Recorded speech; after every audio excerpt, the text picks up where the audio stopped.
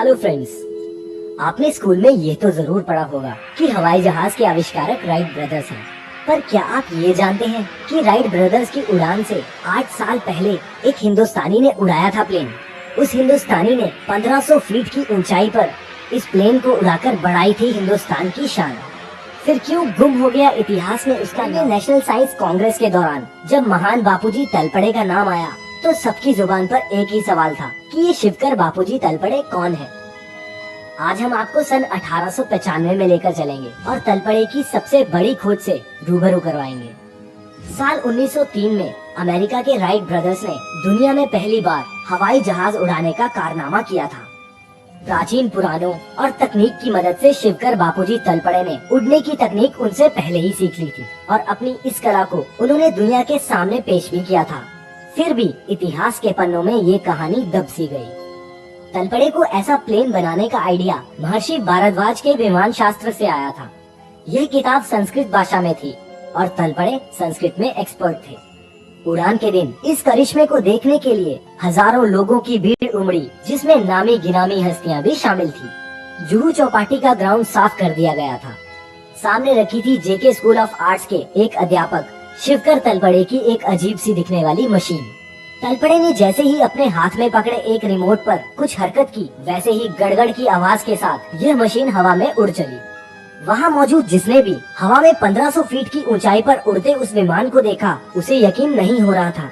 लोगों के लिए तो वो किसी जादू से कम नहीं था। हवा में उड़ता बोइंग 747 भले ही नई टेक्नोलॉजी की देन हो, लेकिन आज से 120 साल पहले मुंबई की चौपाटी से ही उड़ा था विश्व का पहला हवाई जहाज।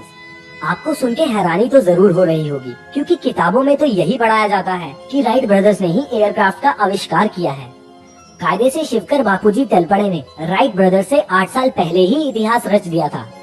1895 में शिवकर ने अपनी पत्नी के साथ मिलकर विमान का डिजाइन तैयार किया और फिर एक दिन हजारों लोगों के बीच तलपड़े ने उड़ान भरी। और जो बात आपको हैरान कर देगी वो ये है कि 120 साल पहले उस विमान को रिमोट कंट्रोल से उड़ाया गया था, जिसका मतलब है कि उसमें खुद तलपड़े सवार नहीं थे। इसे आप मॉडर्न टाइम्स का पहला ड्रोन भी बोल सकते हैं। इतनी बड़ी खोज करने के बाद भी तलपड़े का ये आविष्कार हिस्ट्री की मिस्ट्री बन के रह गया।